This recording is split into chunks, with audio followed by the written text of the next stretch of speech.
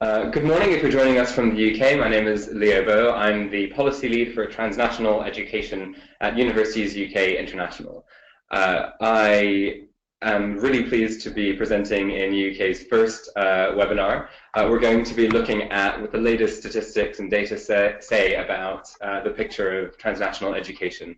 We're doing this because we now have a much clearer picture of what the picture looks like, who is studying, through what kind of provision, where around the world, at what level, and this is also a presentation that will talk about an updated version of a report that we did last year that looked at the scale and scope of UKi TNE. So now we're looking at the 2015-16 data in addition to data going a few years back.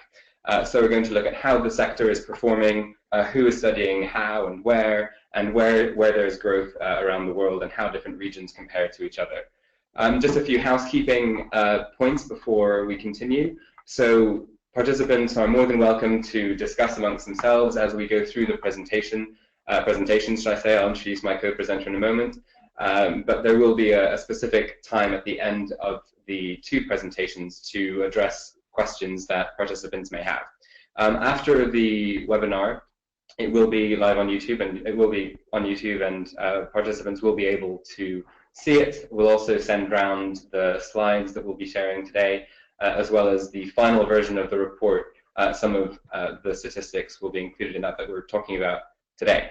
So along with me from UUKi, there is Kevin van Cauter, who's joining from the British Council. He will react to some of the statistics and information that I'll be sharing. He's a senior higher education advisor at the British Council and a very close stakeholder of ours.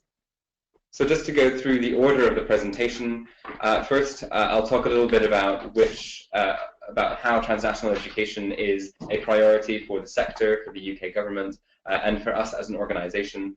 I'll go into talking about how the sector is performing across the board, and how transnational education is represented across the sector in the UK.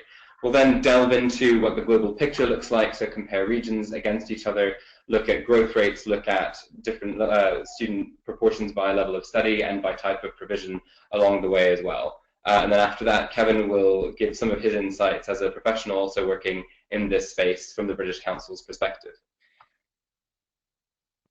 So just a few brief caveats about the data that I'm going to be presenting. The data that I'm presenting is drawn from the HESA Aggregate Offshore Record, which is a data set that's collected by HESA from the sector. Universities are responsible for giving this agency, this authority, their transnational education data across different types of study, where in the world they are, but it does not go into demographics. It doesn't go into what subject students are studying either. We also know that the sector is getting better and better at reporting accurate data, so this isn't a 100% clear picture, because we know year on year through the training that we deliver to the sector, for example, that data management is getting better within institutions. So the statistics that will be included in this are part of a draft report that we're currently developing, the final version of which will be ready in a few weeks' time. So just to quickly talk a little bit about UUKi and the work that we do on transnational education. Universities UK International is the international arm of Universities UK, which is an organisation that represents UK Vice-Chancellors to the UK government. We represent universities to the UK government as well as to overseas governments on all issues relating to international activity that are of interest to the UK sector, and that of course includes transnational education. In transnational education, we work collaboratively with a number of stakeholders, principally the British Council, on supporting the sector at getting better at UK transnational education delivery. We help to unlock and identify opportunities for transnational education overseas. We inform the UK government about what kinds of regulation could support UK universities in their transnational education endeavours. We do capacity building activities within the UK sector as well, and we seek to support the sector and the government in providing relevant, up-to-date intelligence and research. So, I'm going to be talking about transnational education today. There are many different definitions floating around. Different countries refer to it in different ways. The definition that we use is that transnational education is students studying for a UK degree outside of the UK, quite simply. So this ranges from online learning through to studying physically at a university branch campus, and I'll go into some of the differences in a moment. Very briefly, why is transnational education important? Why do we work on it? So over 700,000 students were studying for transnational education degrees in 2015-16. This is about 1.5 times the number of international students that there are studying in the UK. About a third of non-EU entrants into UK universities come through transnational education. Over 80% of British universities deliver transnational education of some kind. And fundamentally, transnational education is becoming really part of the fabric, not just of UK universities' activity, but also of certain sectors internationally as well, where the UK sector is supporting growth and capacity building as well. So as I said, 701,000 students in 2015-16 were studying for UK transnational education degrees. A caveat on this figure, about 45% of these students were studying through a specific degree that is offered by Oxford Brookes University, the BSc in Applied Accounting, which is accredited by the ACCA. This is a very unique degree that covers the majority of students who are studying for accounting degrees because it's a professional qualification. So we exclude that figure, the 45%, from most of the figures that I'll be going through, and I'll point out where they are included, but for the majority they are excluded. So just going into that a little bit more, 701,000 students were studying for UK transnational education 2015-16. The two lines below the top line are where we exclude Oxford Brookes ACCA BSc and Applied Accounting students. That's the middle line, and the bottom line is where we exclude similar sort of usual suspects, the Open University, where students study primarily only really through online learning, and the University of London International Programs, which is also a distance learning only type of provision. The figure that we're drawing from, though, is the middle one. So the figures that I'm going to relate to mostly in this presentation are from the 385,300 students who do not study through Oxford Brookes' BSc in Applied Accounting. As I said, about 80% of UK universities deliver UK transnational education. This is spread across the sector. This logarithmic scale just shows the diversity, really, of the numbers of transnational education students that different universities in the UK have. Notably, many universities in the UK now have more transnational education students outside of the UK than they have within the UK. There is a growth in the number of universities with over 5,000 students studying outside of the UK. And while at the same time there's growth really across the sector, but the top sort of 50% of transnational education students are represented by about 29% or 11%, sorry, of British universities. So the numbers are slowly growing in terms of not just the number of students UK universities have studying through transnational education, but also then the number of universities themselves that actually have higher numbers of students as well. The spread is encouraging across the sector. So if we look at different university groups or mission groups, we see a large proportion of universities across the breadth of excellence of the UK sector are delivering transnational education. We also know that the UK is leading on the areas of transnational education which it is expert at domestically. So for example, curriculum development, quality assurance and assessment. But it is a very shared picture when we look at other elements of transnational education. And we think that this is a developing trend. There's a lot more equity in the delivery of transnational education around the world. And that is what makes UK transnational education, we think, so successful. Now looking at level of study, so the majority of students are studying at undergraduate level. Both are growing at a rate of between 10 and 11%, postgraduate and undergraduate. The proportional makeup in 2015-16, about 35% were studying at postgraduate level, 65% at undergraduate level. But this picture is very different if we look at different regions, and I'll get into that shortly. If we look at the type of transnational education delivery, we talk about 5 types, but these are changing perhaps. These are not necessarily the most accurate ways of collecting the diversity of transnational education delivery. But what we see is that collaborative provision is the main way that students are studying through transnational education. This is, for example, joint degrees. And then if we go down, we see that a lot of students are also registered at overseas partner organizations that rank second.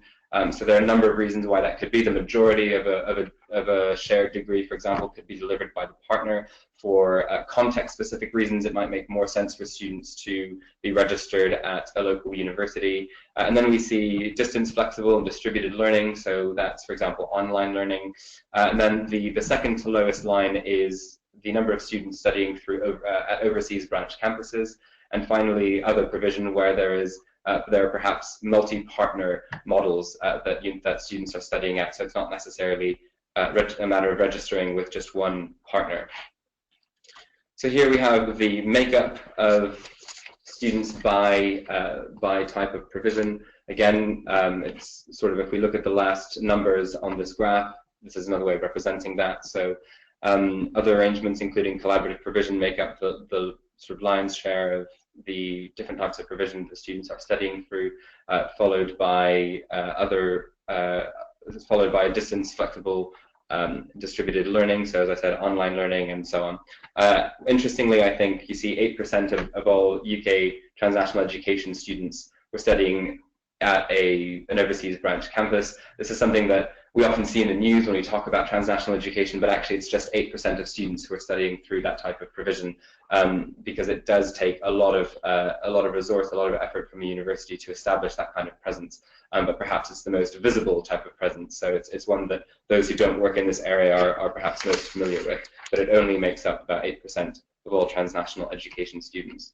If we look at the types of provision across time, we see that from the bottom up, from 2007-8 to 2015-16, we see that more or less the proportion of students studying through different types of provision has remained largely the same.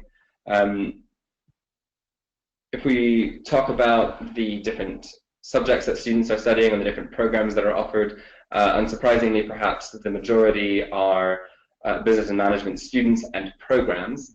But one of the interesting things for us in the area that we work in, trying to influence policy and understand regulatory environments, is that host governments often say that they have so many students studying business through domestic provision and also through transnational education, and what they really want are universities to come and offer complementary subjects and programs that relate directly to national strategies, for example, particularly in emerging markets.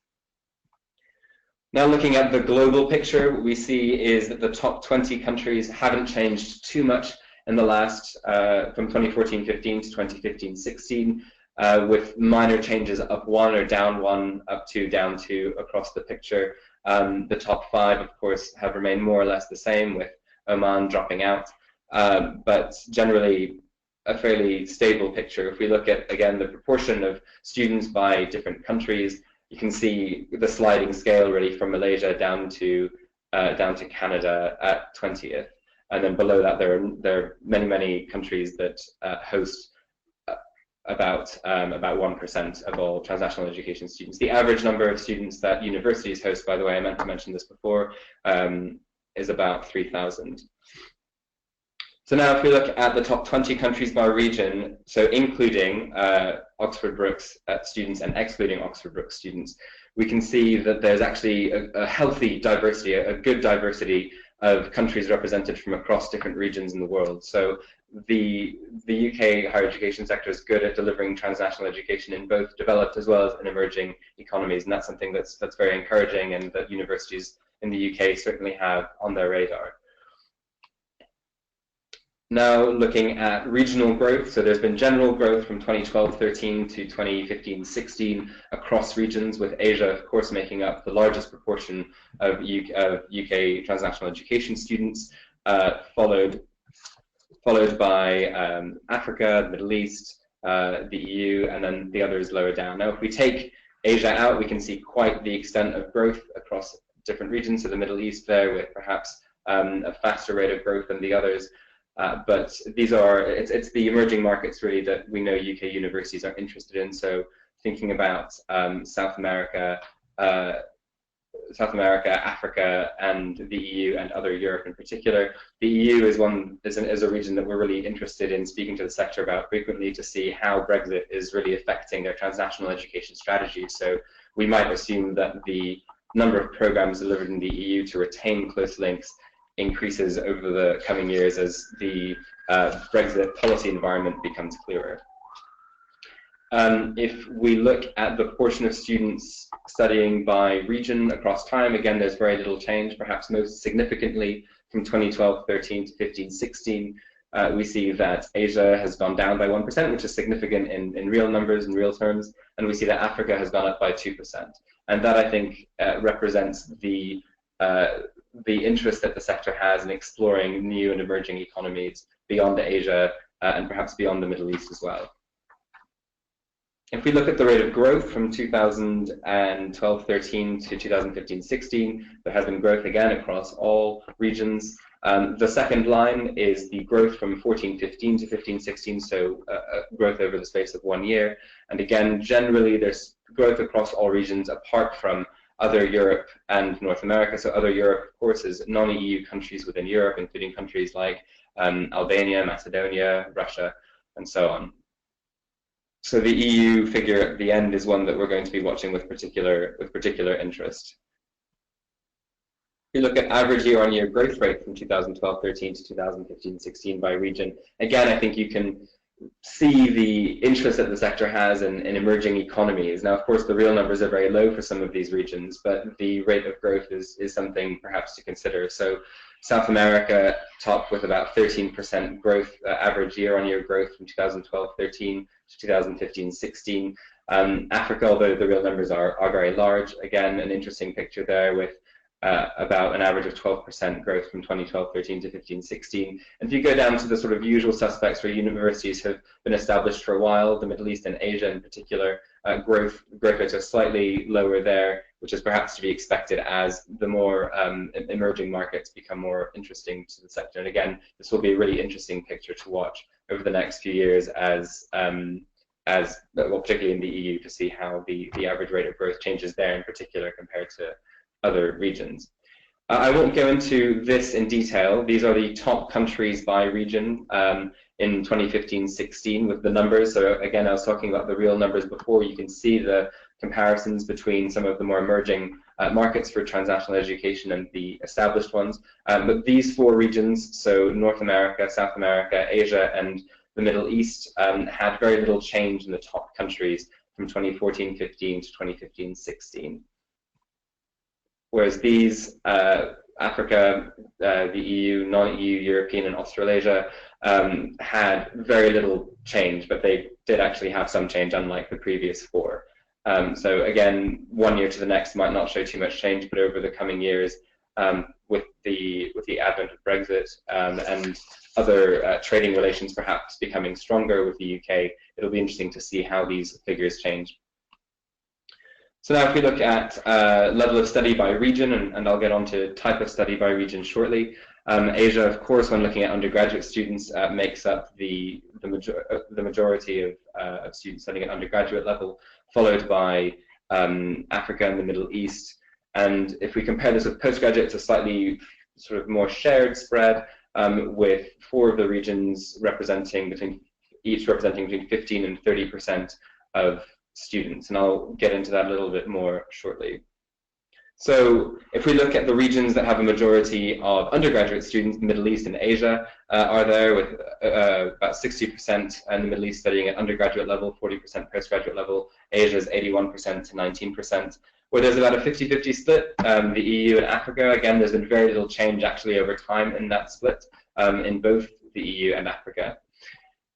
Going into majority postgraduate, so North America, other Europe, South America, and Australasia all have a majority of postgraduate students. And again, these are regions which are emerging really for transnational education, and what's difficult to tell is whether, because the numbers in some of these contexts are quite small, whether universities are delivering postgraduate only programs and they're successful, or whether there is a demand for postgraduate only study more so than undergraduate study, for example, and that's what universities are responding to. So it'll be interesting as policy developments in some of these regions, particularly in South America, become clearer, and as our sectors become closer over time, how that might shift. If we look at type of study, again, Asia is the majority in 4 of the 5 different types of study. If we look at distance, flexible, and distributed learning, though, it's actually more evenly spread across 4 regions, including Africa and the Middle East and the EU. Going into a little bit more detail, but I won't dwell on this. This is more to be used as a resource perhaps after the presentation. Looking by region, again, Asia, the majority of students are studying through collaborative provision, with about 27% of students studying through registered at a reporting provider. I think it's 9% there with students studying at branch campuses. Some of the biggest and longest running branch campuses, of course, are in Asia, in China and Malaysia in particular. So that's not a surprising figure. It also is above the overall figure when looking at all regions. If we look at the even spread between students studying through collaborative provision, looking at students who are studying through distance learning and students studying through a registered reporting provider, the EU, Africa, and the Middle East have a similar mix across them in 2015-16. Again, if you look at the darker segment, that's students studying at an overseas campus, and there, Middle East, unsurprisingly, 22% of students studying in branch campuses, which are fairly well spread across the Gulf and the Gulf countries. North America, so interestingly, 61% of students were studying through distance, flexible, or distributed learning in North America, which is quite different from the previous regions that I just discussed. And this is a trend that we see also in Australasia, South America, and other Europe. And again, I go back to the earlier point that the emerging markets have a different picture, both in terms of makeup by level of study and also by type of provision. So the relative majority in other Europe, Australasia, South America, and North America are studying through distance, flexible, and distributed learning, so online learning, for example. So finally, my final slide is just a reflection really on where we think numbers might change and what we're really looking at. So we did a survey of the UK higher education sector late last year, and we asked them where they would be prioritizing, what regions they would prioritize over 3 time brackets in the next year, in 3 to 5 years, and in 5 to 10 years. And what we saw was that Africa, South and Central America, complementing really what I just said earlier, in particular, are becoming more interesting for universities, and perhaps that's because there's an expectation that policy environments will become clearer. There'll be more capacity as current transnational education programs become more stable and well established in the more sort of usual suspect regions, and so places like Africa, South and Central America will become increasingly of more interest. So I'll end my portion of the presentation there. As I said, there'll be a question and answer session at the very end, but I'll gladly pass over to Kevin van Cauter, who will be presenting from the British Council. Hi, hello. So yeah, it's Kevin van Cauter here, British Council. Hope you can all see me. My job really is to just give a few reflections on some of the data. What I'd like to do is just share my thoughts really, sort of summarise a bit what Leo has said, but also share some of my thoughts on what I see as the significant things which have come up from the data and from what we've heard so far. But just to start on UK context, which is the second slide. Can we just move on to that one? Thank you. Does that work? Okay. So I just thought it'd be useful just to say a few words about the UK context for transnational education, just to set a little bit of context for the numbers we've been talking about. I mean, we are clear that there's been significant falls in international recruitment to the UK, and that obviously has had quite a significant impact on the way in which UK universities are developing transnational education programs. I think there's no real consensus on which modes of TNE bring most value to the UK. There's a lot of different modes, a lot of innovation going on across the sector in terms of transnational education. I think that there's some work to be done around what value these types of different modes and types of delivery bring to the UK. I think we have seen that there's significant and growing demand, and I'm going to talk a bit more about that because I think there were one or two, not concerns, but one or two interesting trends in the last year's data, which I'm going to highlight in a moment.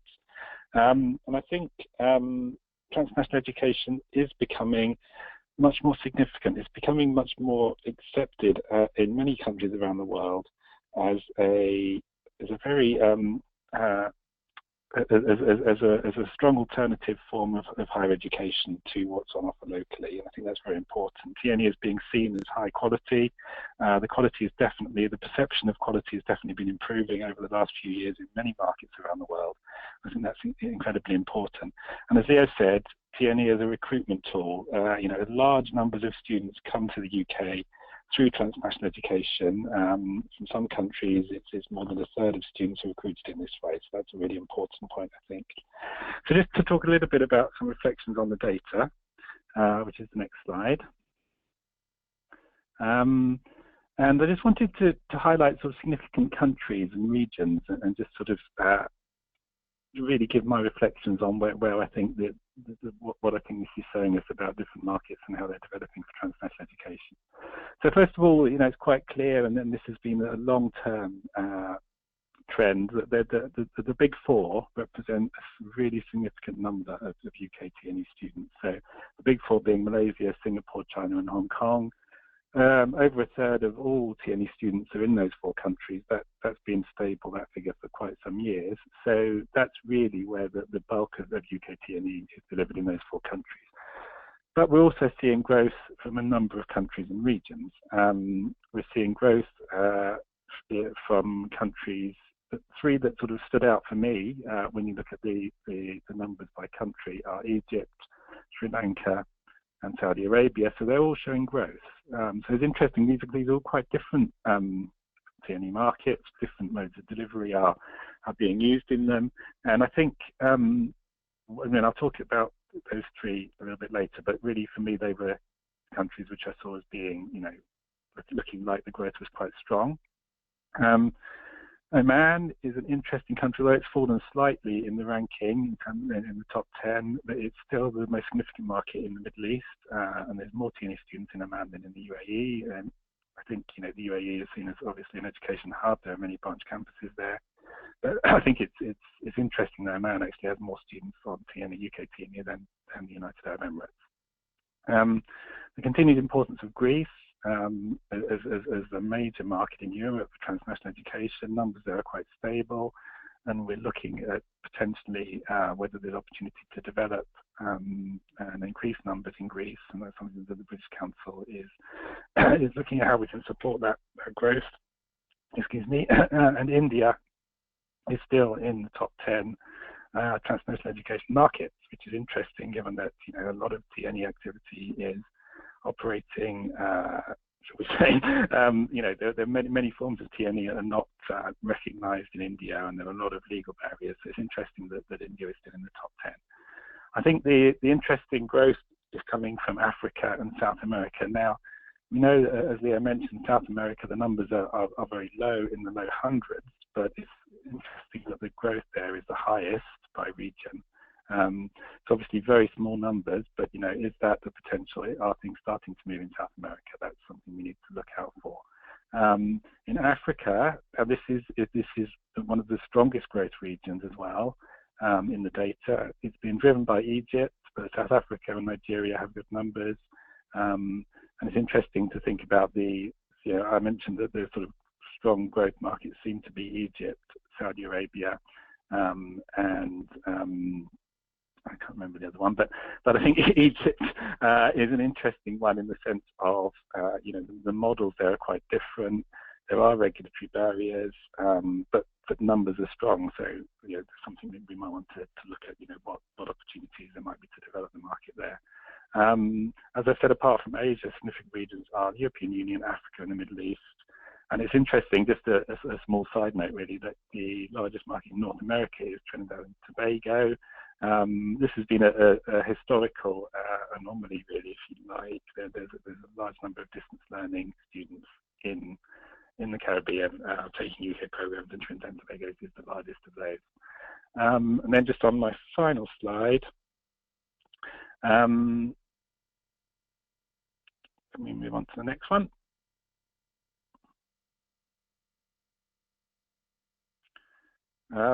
So just to continue with those reflections on the growth, because I think this is probably for me the most significant point. So there's been very strong growth since 2012-13, but in the last year, that growth is much lower.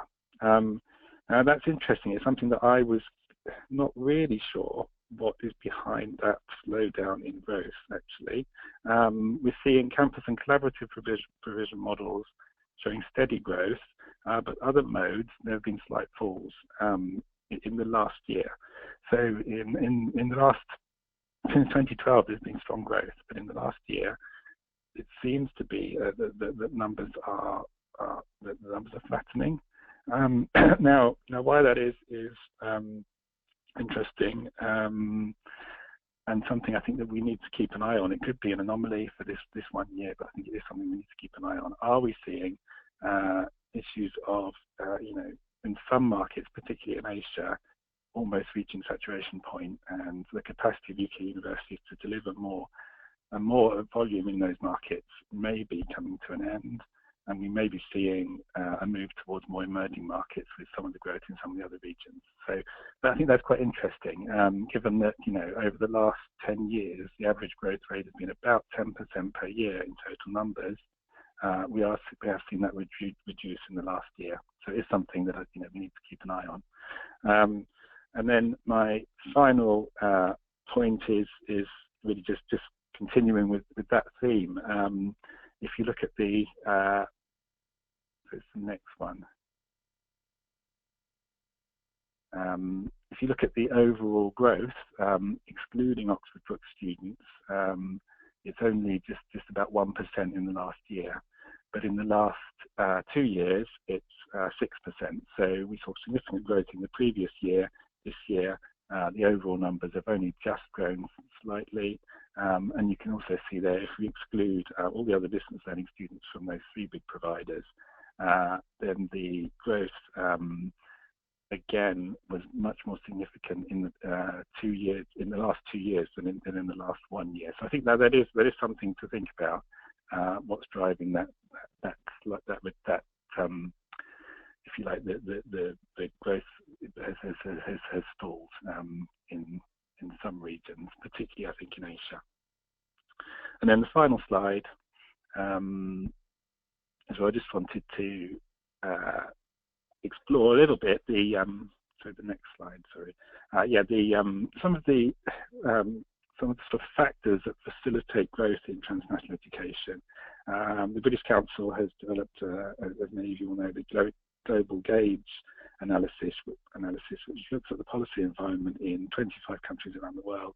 And I think when we're looking at potential for TNE growth, these are some of the factors that are important in terms of the policy environment and the demographics and the right kinds of demand coming from particular countries. And it's something which is worth considering when we're looking at where TNE may grow. What are some of these enabling factors? Is the policy environment right? Does the country have a TNE strategy? And what are the demographics? So there's some of the factors really to consider when we're looking at new markets. So thank you very much. That's really what I wanted to say in summary, and to sort of try and give you some of my views on the data. And I think now we're happy to take any questions. And back to Leo. Yes, thank you very much, Kevin. So now participants are more than welcome to submit questions. We've already had one, but feel free to ask us any questions that you might have based on what we've said. There was a question that came in about Africa in particular, which I'll answer first, and Kevin, you can join if you'd like. So the question was whether there's country breakdown within Africa, and where I think and how one can get information about the policy environment, the regulatory environment, and so on in countries within Africa.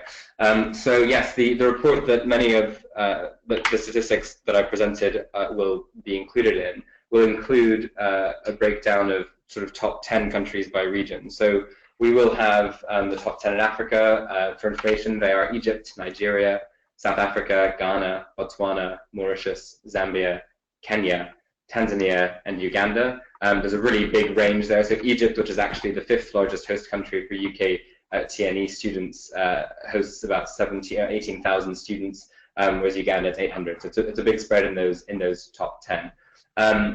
In terms of in-country policy information, we work. So UUKi has regional specialists who know a fair amount about the policy environment and changes that are happening within higher education generally, and often transnational education features in that. But also, I'd perhaps ask Kevin to come in to talk a little bit about in-country intelligence and information that British Council staff in Africa may have for anyone who's interested in learning more about specific operating environments. Yeah, so it's Kevin here. Yeah, I mentioned one study, which is the Global Gauge, which is available online. You can search British Council Global Gauge. That gives you, you can look in detail at the policy environment in 25 countries around the world. We're expanding the number of countries within that study, particularly focusing on some of the emerging Southeast Asian countries, actually, but Africa, I think, will be one of the regions we'll look at in the future to expand. It already covers Nigeria, South Africa, I think 1 or 2 other countries. But our British Council offices around the world will also have a lot of background information on the opportunities in transnational education. In Egypt, for example, there's significant activity going on, and we will be presenting on that at the British Council conference in December, the SEAM conference. So I think that there are plenty of opportunities, but really do get in touch with our British Council staff around the world if you're interested in a specific country opportunity. Thank you, Kevin. So another question that's come in is, so how many universities have more transnational education than on campus in the UK? And any concerns around that. So we can't really name individual universities, but something that is relevant throughout any discussion really about UK transnational education is the quality of provision. So there aren't really concerns per se about the sort of volume of students studying UK degrees outside the UK, because we assume that universities do their due diligence, that their programs are quality assured, that they follow internal processes that they would need to for UK-based degrees. So it's not necessarily a concern for universities other than financial and in terms of capacity, but really UK universities aspire to, and I think generally do, really deliver higher education programs that are of as good quality as they are in the UK. So that shouldn't mean that there are concerns around things like class sizes necessarily more than they would be relevant in the UK. And actually what we find is that British universities benefit from having high volume, well-established, large programs delivered around the world. There's a lot of cross-fertilization between transnational education programs, particularly those that are heavy investments in terms of staff time and in terms of financial investment as well. So there's cross-fertilization, there's learning across transnational education programs and UK-based programs, and that can only really be a good thing. It is only a good thing, and it's something that strengthens UK higher education generally, I think. I don't know, Kevin, if you have any thoughts on that. Yeah, I think the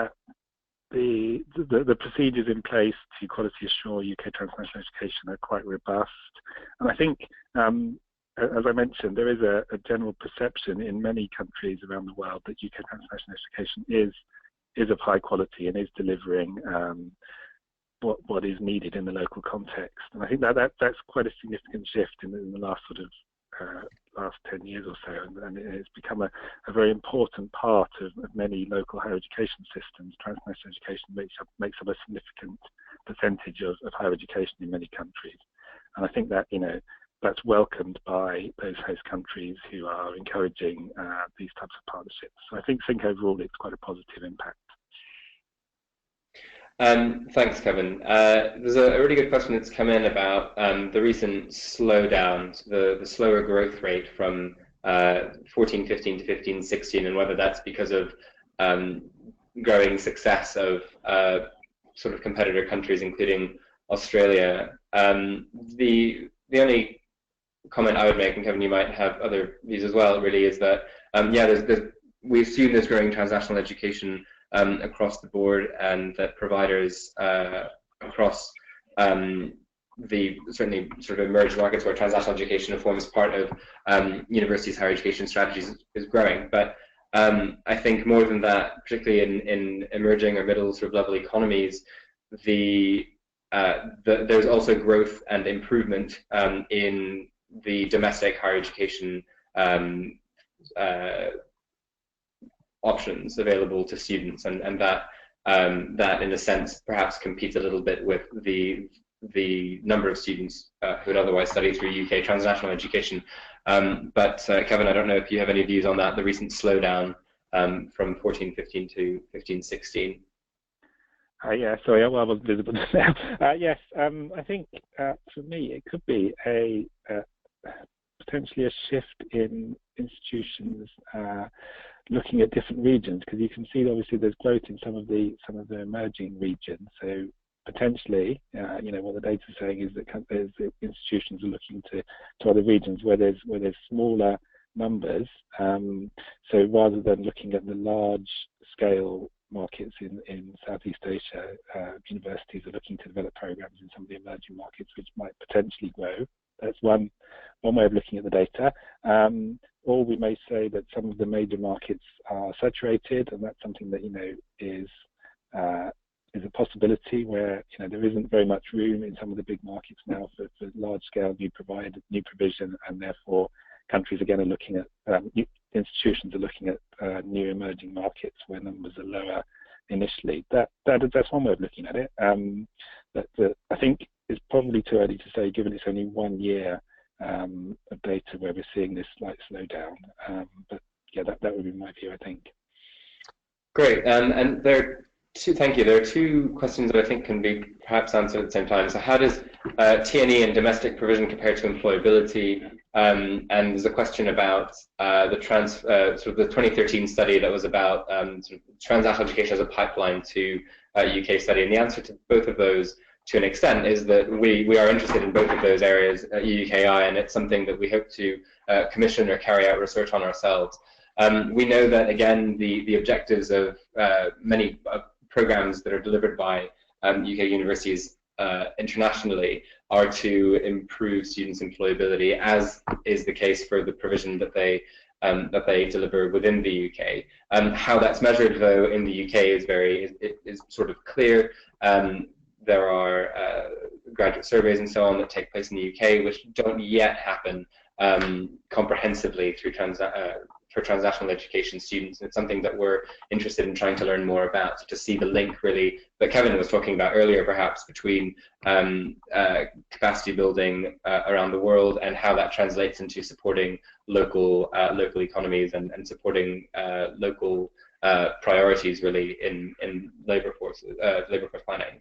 And similarly with the pipeline question, this is something that we'd like to look into more and have a more comprehensive understanding of the relationship between students who study for UK degrees outside the UK and how that affects in a positive way the number of overseas students who then come to the UK to complete their studies or to study at a higher level. I don't know if you have any thoughts on either of those, Kevin.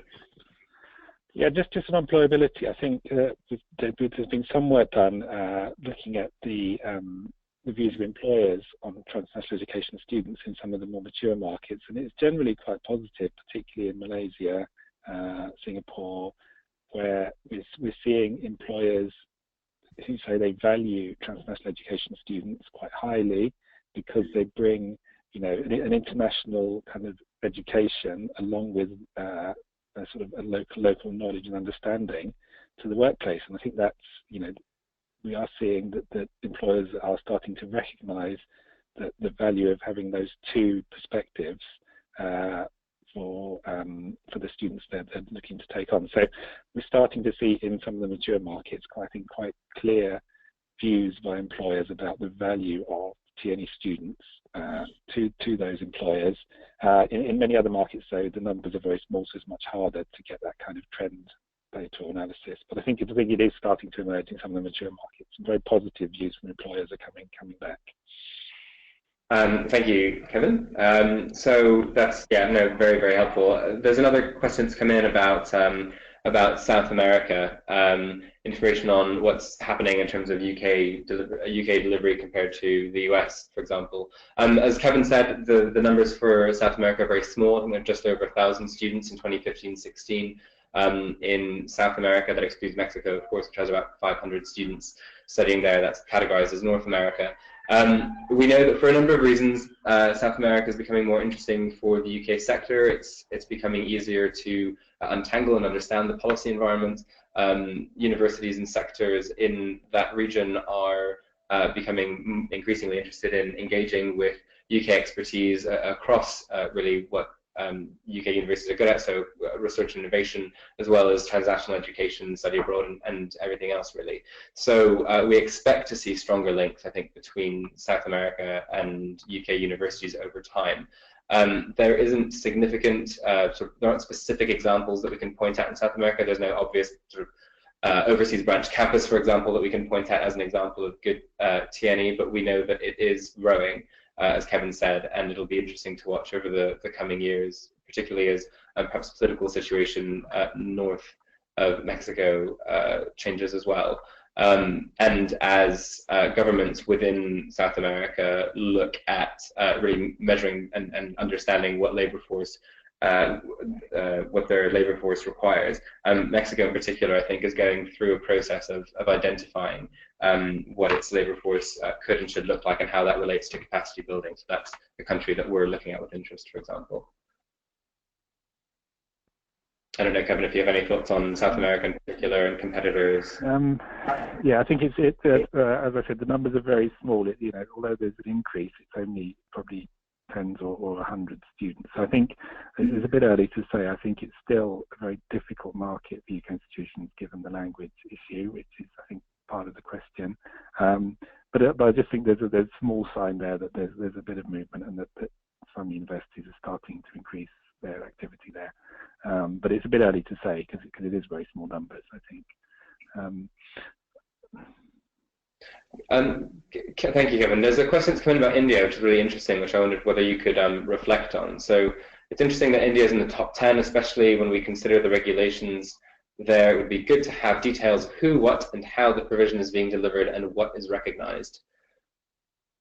Yeah, that's a really interesting question. So although it's only, I think, only a relatively small number of UK institutions have got a TNE presence in India. And the models are there's a couple of interesting models. I think really it's dominated by 2 or 3 providers who have developed partnerships with private institutions in India and are delivering quite low cost actually, because it's a very very price sensitive market. I mean, I haven't got all the details on that, so I think it is just a few universities that are trying things out there, rather than, and they have relatively high numbers, which is why they're in the top 10. But for the majority of UK institutions, it's much too difficult market to penetrate. I think that's probably the best summary I can give on that at the moment. Yeah, there was a report done on the opportunities actually by the British Council about 18 months ago, which you can find on the British Council website if you search for India TNE. If I can find it in a moment, I'll give you the full title. That'll give you more details. And I think because universities see India as a really important strategic partner, there's a lot of innovation going on about the kinds of TNE provision that emerge with Indian partners as well. Of course, away from the branch campus model, but it's a country that UK universities really want to engage in and are doing so successfully despite the difficult regulatory environment.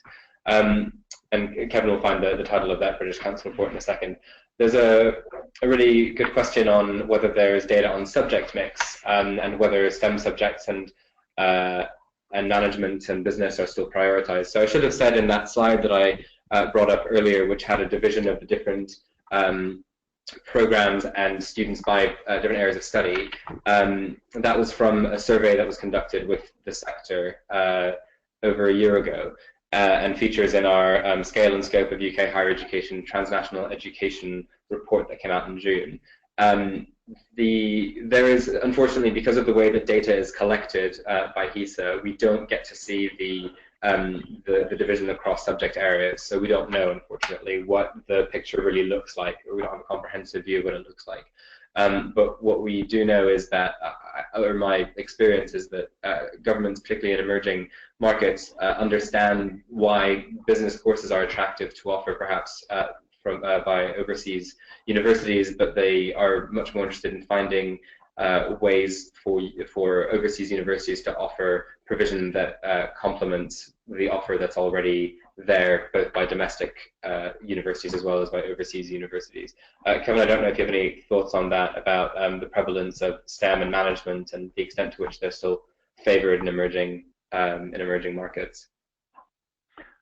Well, I haven't looked in detail at the latest subject breakdown, but yeah, I mean, generally, it's dominated by business, IT, management courses in terms of overall numbers. That's really because that's where the demand is and the volume for some providers who are quite big in this area and provide a large number of particularly distance programs and distance MBAs or flying faculty type MBAs, and those numbers tend to dominate the figures. There's lots of interesting questions. I'm just looking now. I just wanted to. There's a couple of people have asked, if you don't mind, Leo, have asked about the one third progressing to the UK from TNE programs.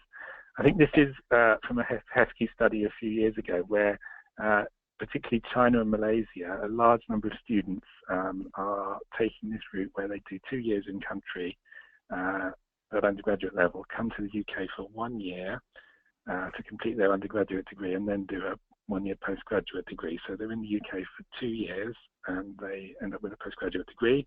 I mean, this is a big trend. A lot of the students will be who come from China on this route will be taking either diploma or HND programs or other types of progression programs.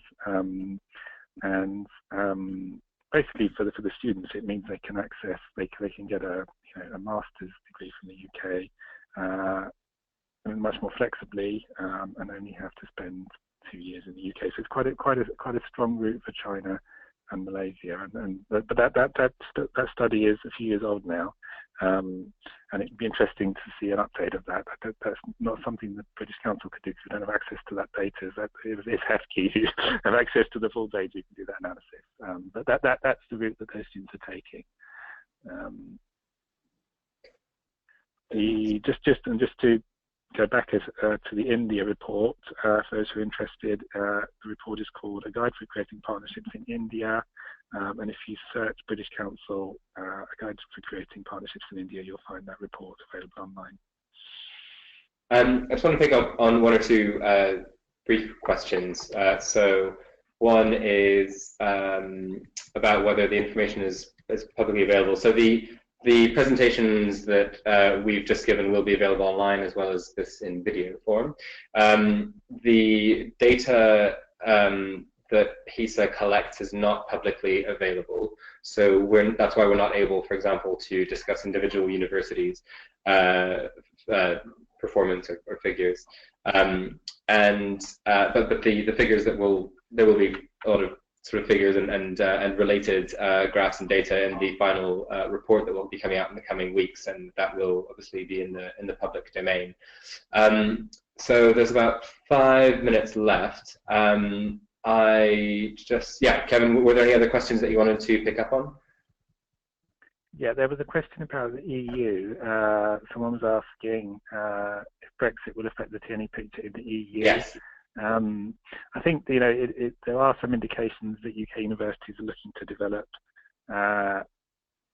either campuses or small-scale operations in EU countries.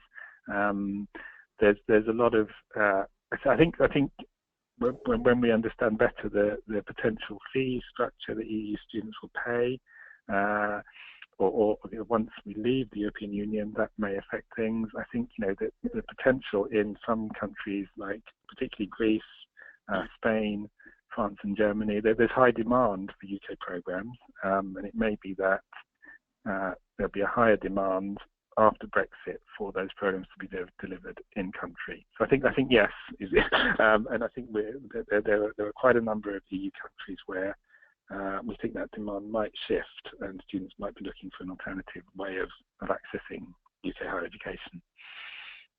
And of course, strategically as well, British universities will be looking at ways to continue to engage with European partners in the diverse ways that they currently do. So there's some level of optimism, I think, that European partners do want to continue those kinds of relationships as well. So we don't expect to see a sort of closing of TNE programs, but rather perhaps an increase either in the number of students or the number of programs really as well. I think, Kevin, were there any other questions that you wanted to pick up on that have been asked that you've been skimming through? I've got time, just 30 seconds. There was one on do we think there's a link between TNE and inbound students, i.e. a negative link? I think that's an interesting question. If students can't come to the UK, do they therefore take TNE programs? I think that whether there are a couple of ways of looking at this. I mean, I think in a lot of countries, TNE students are students who would not necessarily want to come to the UK. So it's expanding the opportunities for students to access higher education. There's not really much evidence to suggest that they're the same students, i.e. that they would come to the UK. That they tend to have chosen to stay in their home country to study. So, but there's not a lot of evidence on this. But I think broadly, TNE expands the market rather than reducing the number coming to the UK. But that's quite a big topic, and that's just a quick summary of my view. Great, no, thank you. So I think that's about all we have time for. Thank you very, very much for joining. Thank you, Kevin, for agreeing to support us with this first webinar. As I said before, this will be available online and will be circulated to attendees, as well as the final report, which will feature the information in this presentation, as well as much, much more. So thank you very much for joining, and join us for the next webinar. Thank you.